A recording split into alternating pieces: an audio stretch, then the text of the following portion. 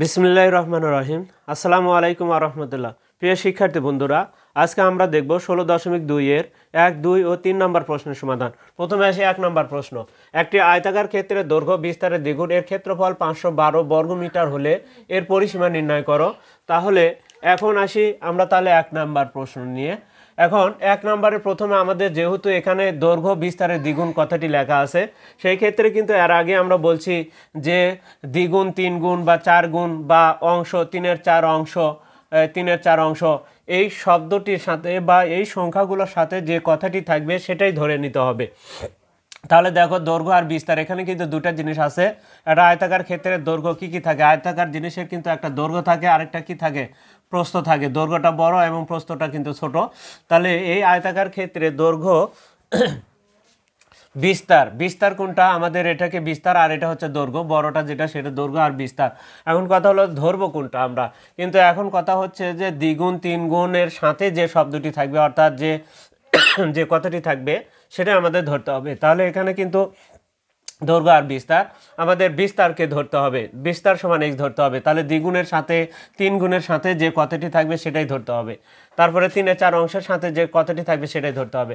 এখন আসি, তাহলে আমরা এখানে লিখব আয়তাকার ক্ষেত্রের দৈর্ঘ্য ধরি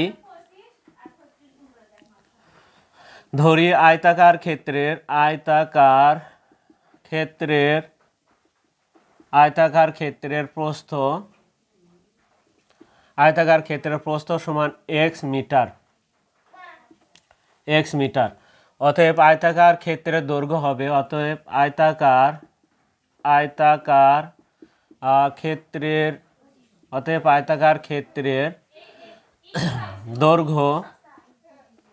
দৈর্ঘ্য হবে কি 2x, দ্বিগুণের কথা বলা আছে, তাহলে দ্বিগুণ, দৈর্ঘ্যের 2 গুণ হবে মিটার।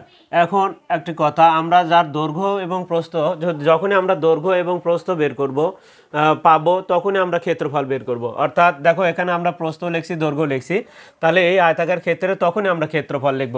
তিনটা জিনিস, দুটা হলেই আমরা 3 নম্বরে ক্ষেত্রফলে চলে যাব। তাহলে অতএব আয়তাকার ক্ষেত্রে এবার আমরা ক্ষেত্রফল, আমরা বারবারই বলছে দৈর্ঘ্য আর প্রস্থ পেলেই আমরা ক্ষেত্রফল বের করব। তাহলে ক্ষেত্রের ক্ষেত্রফল সমান সমান দৈর্ঘ্য গুণন প্রস্থ। তাহলে বাংলা লিখলে হবে, না লিখলে হবে। দৈর্ঘ্য কত, 2x গুণন x বর্গ মিটার। ক্ষেত্রফল হলে আবার কি লিখতে হবে আমাদের, বর্গ মিটার। তাহলে কি হবে, 2x² বর্গ মিটার। প্রিয় শিক্ষার্থীরা, এখানে আরেকটি কথা আমাদের মাথায় রাখতে হবে, সেটা হচ্ছে যে প্রশ্নে আসলে আমরা কেন ক্ষেত্রফল বের করলাম সেটা এখন আমাদের বিবেচনা রাখতে হবে। কারণ এখানে দেওয়া থাকবে একটা, দেখবা, তবে এখানে আমাদের যদি ক্ষেত্রফল দেওয়া থাকে তাহলে এখানে ক্ষেত্রফল বের করতে হবে।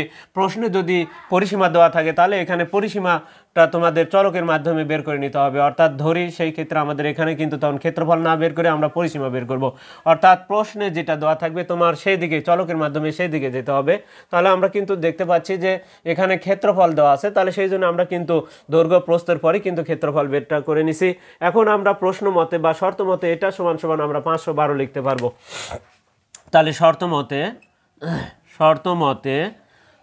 2x² সমান সমান কত, 512 লিখতে পারবো। এখন আমরা যদি x² রেখে যদি 512 2কে পার করে দিই তাহলে ভাগ হবে। এখন x² সমান সমান 512কে 2 দ্বারা ভাগ করলে 200 কত হয়, 56 হবে। এবার x এর ওপর স্কোয়ার যদি উঠে যায় তাহলে 256-এর ওপরে রুট হবে 200 কত, 56-এর ওপর রুট করলে অতএব x সমান সমান কত হবে, 16 হবে।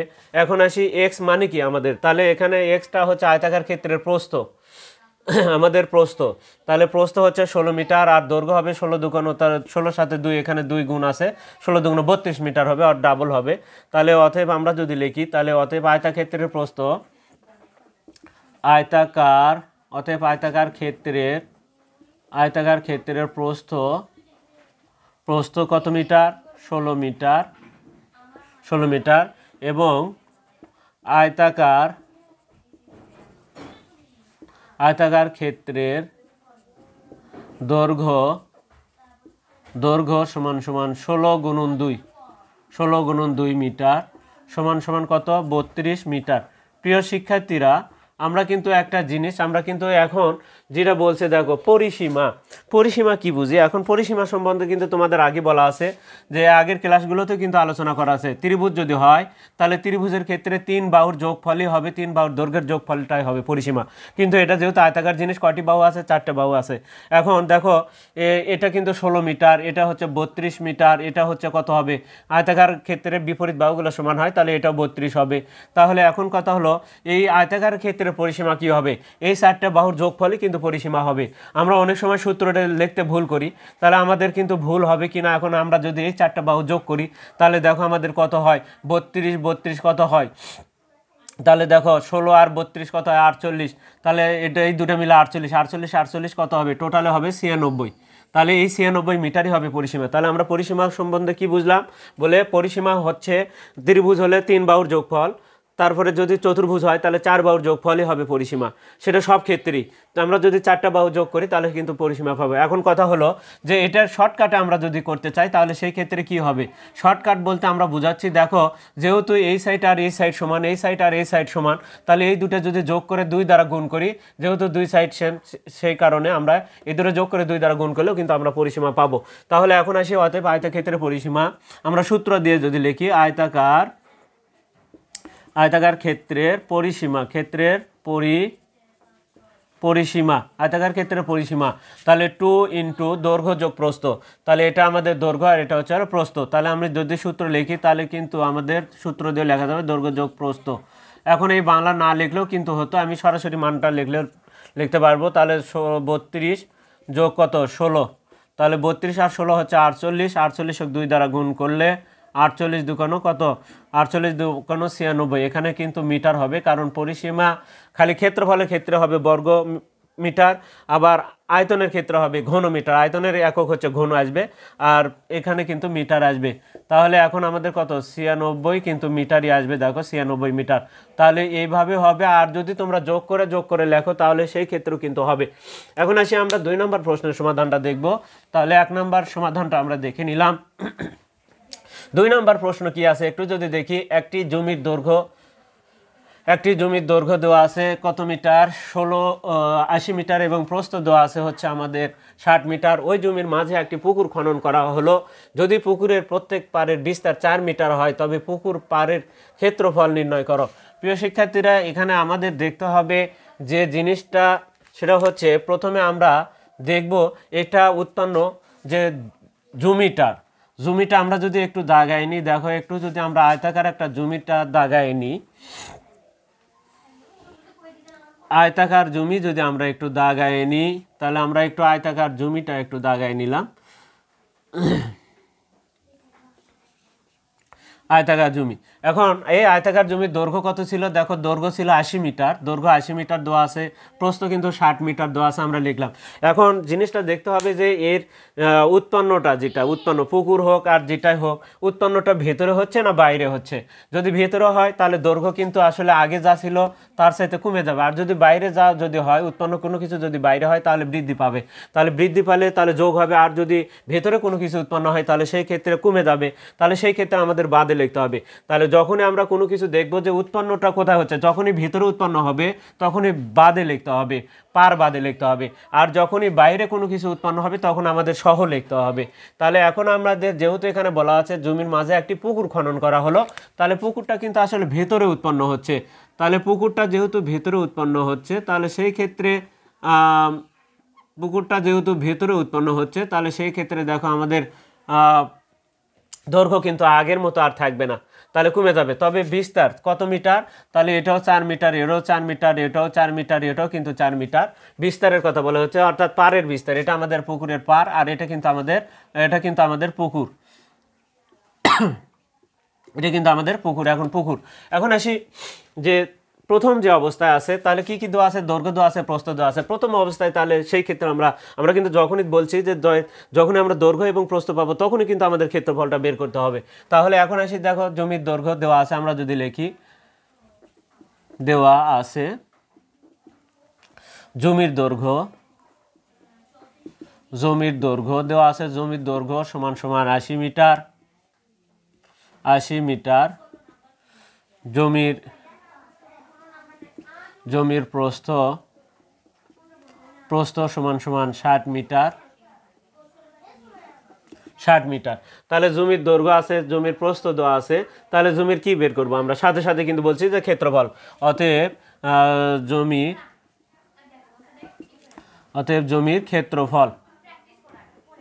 ক্ষেত্রফল কি 80 দৈর্ঘ্য গুণন প্রস্থ, 80 গুণন 60। কিন্তু আমাদের কি হবে? অবশ্যই ক্ষেত্রফল হলে বর্গ মিটারটা লিখতে হবে, না লিখলে কিন্তু ভুল হবে। মিটার কিন্তু আর লেখা যাবে না, ক্ষেত্রফলেই বর্গটা অ্যাড হবে।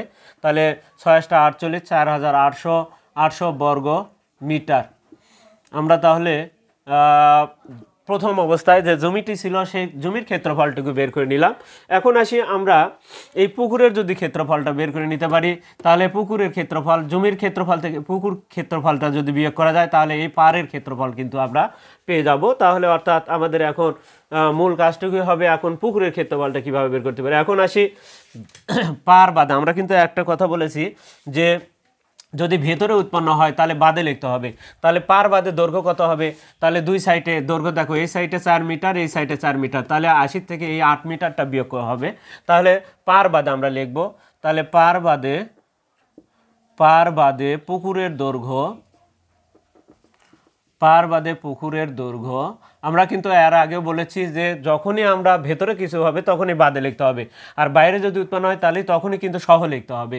তাহলে পার বাদে কত হবে? 80 বিয়োগ আমাদের যদি দেখি 4 × 8, আমরা একবারই লিখলাম 8 মিটার বিয়োগ করে দিলাম। আমরা 4 × 4 = 8 আমরা বিয়োগ করে দিব, দুই সাইড যেহেতু, তাহলে মিটার। তাহলে কত মিটার হয় আমাদের? কিন্তু তাহলে 72 মিটার হয় বা 72 মিটার। এখন আসি পার বাদে পুকুরের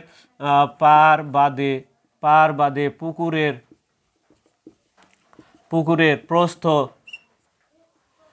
পার বাদে পুকুরের প্রস্থ, তাহলে প্রস্থ কত হবে? দেখো পার বাদে পুকুরের প্রস্থ কিন্তু 60 থেকে এই 4 বিয়োগ করলে কত? 8 বিয়োগ হবে। তাহলে 60 বিয়োগ 8, তাহলে কত মিটার হবে? মিটার হবে হচ্ছে আমাদের 52 মিটার। এখন আসি আমাদের 52 মিটার কিন্তু আমরা পেলাম। এখন পার বাদে পুকুরের প্রস্থ পেলাম, তাহলে পার বাদে পুকুরের দৈর্ঘ্য, পার বাদে পুকুরের প্রস্থ। কিন্তু আমরা কিন্তু বলেছি যে যখনই যার দৈর্ঘ্য পাবো তারই প্রস্থ পাবো, তারই ক্ষেত্রফল বের করবো। তাহলে পার বাদে পুকুরের দৈর্ঘ্য পাইছি, পার বাদে প্রস্থ পাইছি, পার বাদে সাথে সাথে আমরা ক্ষেত্রফলটি বের করব। তাহলে পার বাদে পুকুরের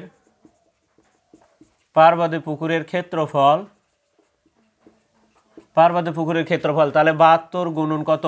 52 আমরা যদি লিখি তাহলে বর্গ মিটার। এখন আমরা তাহলে গুণ করে দেখি, 72 এবং 52 গুণ করে দেখি কত আসে আমাদের। তাহলে 72 গুণন 52 3744 বর্গ মিটার।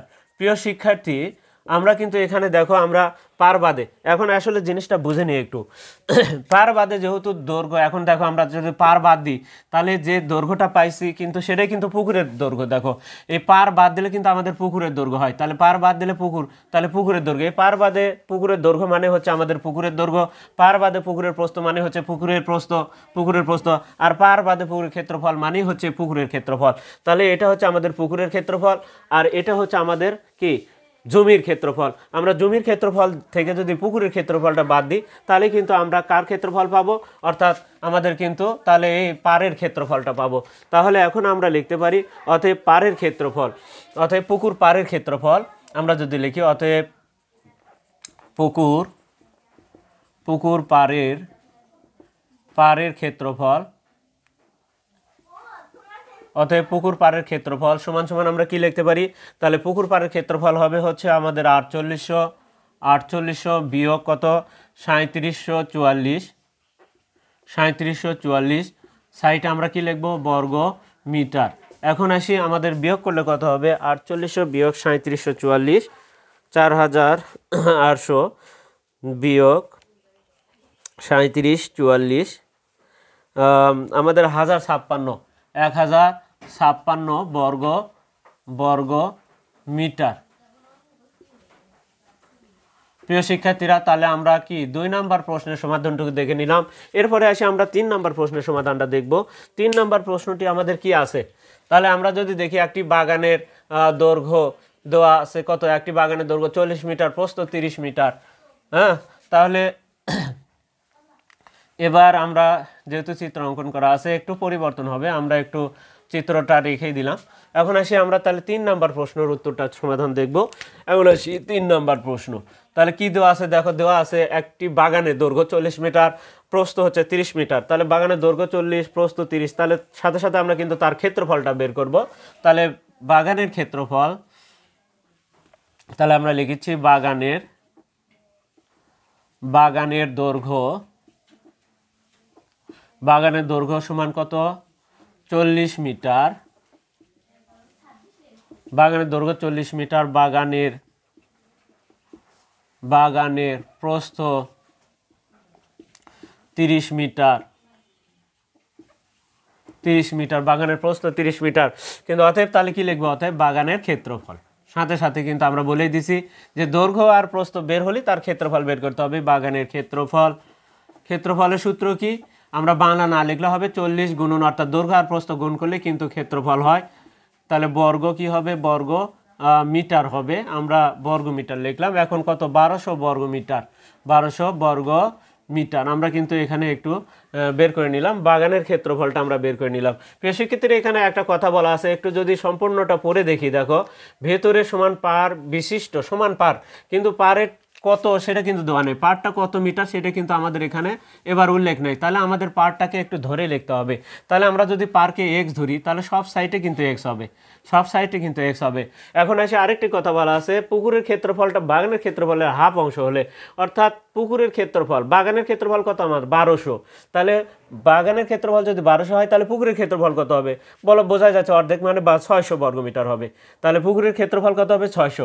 তাহলে আমরা যদি একটু বের করে নিই যে পুকুরের ক্ষেত্রফল বা তাহলে আমরা এখন লিখেছি বাগানের ক্ষেত্রফল অর্ধেক লেখা আছে, অতএব পুকুরের ক্ষেত্রফল, যেহেতু আমরা বাগানের ক্ষেত্রফলটা বের করে নিয়েছি, অতএব পুকুরের ক্ষেত্রফলটা হবে, আমরা সংখ্যার মাধ্যমে আগে একটু বের করে নিই, পুকুরের ক্ষেত্রফলটা হবে তাহলে 1200 এর কত, হাফ অংশ। তাহলে আমরা যদি লিখি বর্গ মিটার, এখন আমরা লিখলাম, তাহলে কত হবে, 2 দিয়ে এখানে ভাগ করলে 600 বর্গ মিটার। প্রিয় শিক্ষার্থীরা, আমরা কিন্তু তাহলে পুকুরের ক্ষেত্রফলটা পেয়ে গেলাম। এখন আসি, এটা কিন্তু আমরা সংখ্যার মাধ্যমে পেলাম।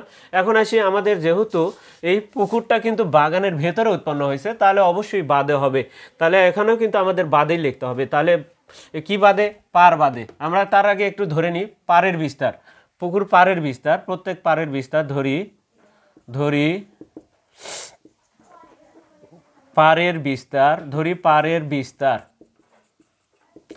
পারের বিস্তার সমান সমান এক্স মিটার। আমাদের একটু ধরে নিলাম।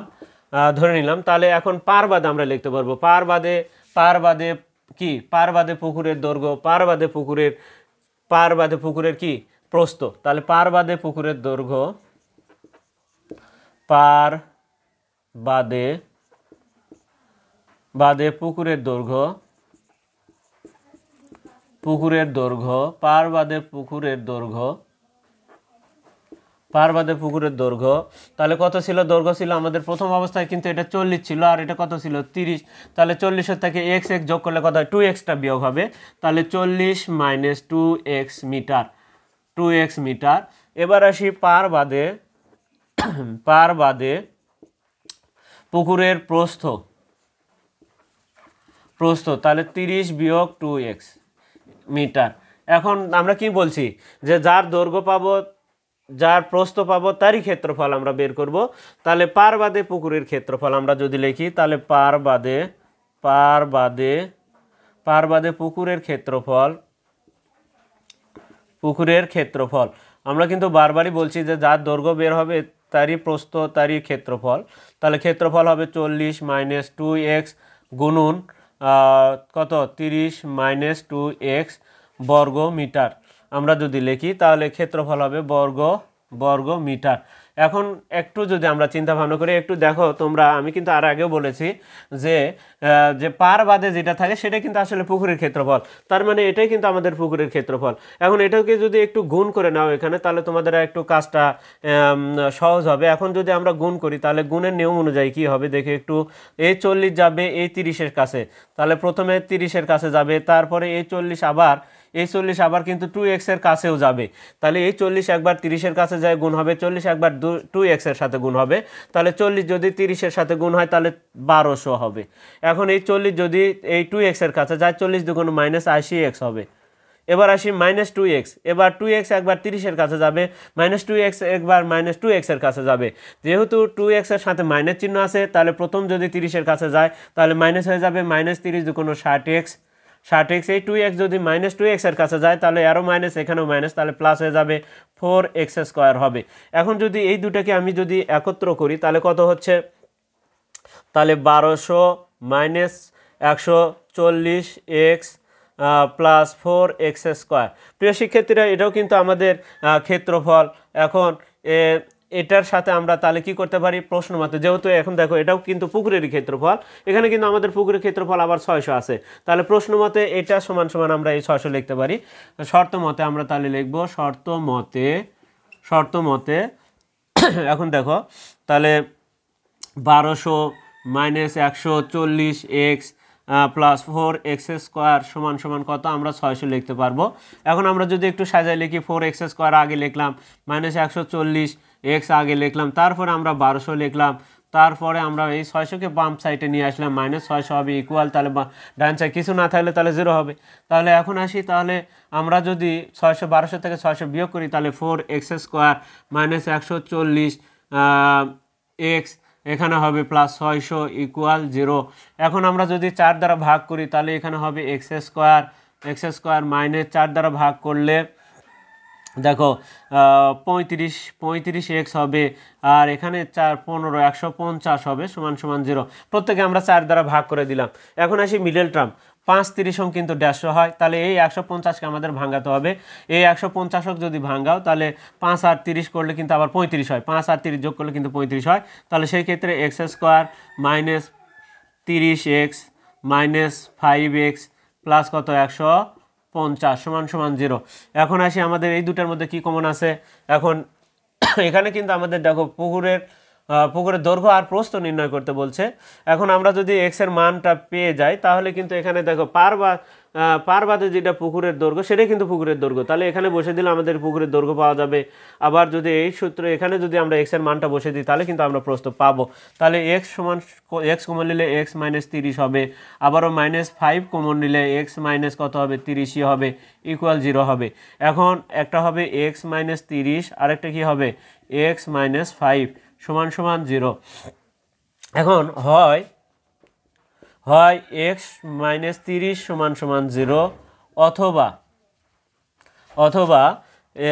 x -5 সমান সমান 0। তাহলে অতএব x সমান সমান কত হচ্ছে 30 হচ্ছে এখানে। এখন আসি আমরা, অতএব x সমান সমান 5। প্রিয় শিক্ষার্থীরা, এখন x এর মান কিন্তু দুটোই প্লাস যেহেতু আসছে, এখন সেই ক্ষেত্রে আমরা কোনটা গ্রহণযোগ্য নিব, গ্রহণযোগ্য হবে কোনটা। আসলে এখানে কিন্তু একটা জিনিস মাথায় রাখবা যে পুকুর পাড়টা, এক্স মানে কি পাড়টা কখনোই কিন্তু দেখো পুকুর এই জমির প্রস্থ কিন্তু 30 মিটার, তাহলে পাড়টা কি 30 মিটার হবে। পাড়টা যদি 30 মিটার হয় তাহলে পুকুর কোথায় উৎপন্ন হবে, তার মানে এটা আমাদের গ্রহণযোগ্য নয়, ইহা গ্রহণযোগ্য নয়, ইহা গ্রহণযোগ্য নয়। কারণ পাড়ের বিস্তার কখনোই প্রস্থের সমান হতে পারে না, তাহলে বিস্তারটা হতে পারে, তাহলে আমাদের x সমান 5, এটাই আমাদের পাড়ের বিস্তার। প্রিয় শিক্ষার্থীরা, এখন আমরা তাহলে লিখতে পারি অতএব পাড়ের বিস্তার, পুকুর পাড়ের বিস্তার আমরা পেয়ে গেলাম। এখন আসি আমরা তাহলে পুকুর পাড়ের বিস্তার, আমরা এখন পাড়ের বিস্তার আমি যেহেতু এখানে জায়গা নেই আমি একটু এখানে করে দেওয়ার চেষ্টা করেছি। অতএব পুকুর পাড়ের বিস্তার, অতএব পুকুর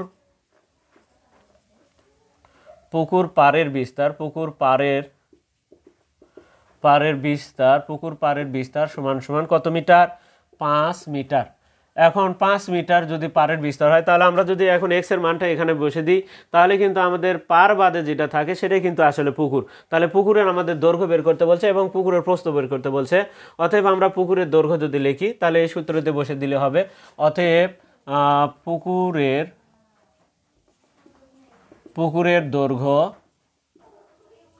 পুকুরের দৈর্ঘ্য সমান সমান কত, 40 - 2 × 5 মিটার। সমান সমান কত হচ্ছে, তাহলে 10 বাদ দিলে 30 মিটার। তাহলে পুকুরের দৈর্ঘ্য 30 মিটার। এবার পুকুরের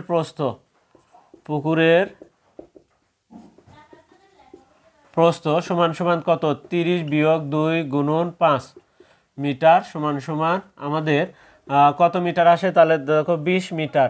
প্রিয় শিক্ষার্থীরা, তাহলে আমরা পেয়ে গেলাম পুকুরের দৈর্ঘ্য কত, পুকুরের দৈর্ঘ্য হচ্ছে 30 মিটার এবং প্রস্থ হচ্ছে 20 মিটার। এটাই আমাদের তাহলে 3 নম্বর প্রশ্নের সমাধান। প্রিয় শিক্ষার্থীরা, আমরা 16.2 এর 1, 2 ও 3 নম্বর প্রশ্নের সমাধানটুকু আজকে দেখলাম। এর পরবর্তীতে আমরা কিন্তু অন্য যে গুরুত্বপূর্ণ অঙ্কগুলো নিয়ে তোমাদের সামনে আবারও উপস্থিত হব। আর ততক্ষণ পর্যন্ত কিন্তু তোমরা অবশ্যই আমাদের পাশে থাকবে। চ্যানেলটিতে যারা নতুন তারা চ্যানেলটিকে তারা অবশ্যই সাবস্ক্রাইব করবে এবং বেশি বেশি করে লাইক, কমেন্ট এবং শেয়ার করবে। আর যারা যে অঙ্কে সমস্যা হোক না কেন তারা অবশ্যই কমেন্টে জানাবে। সেই কমেন্ট দেখে আমরা কিন্তু সেই সমস্যাগুলো সমাধান করে দেওয়ার চেষ্টা করব। আজকে এ পর্যন্ত, খোদা হাফেজ।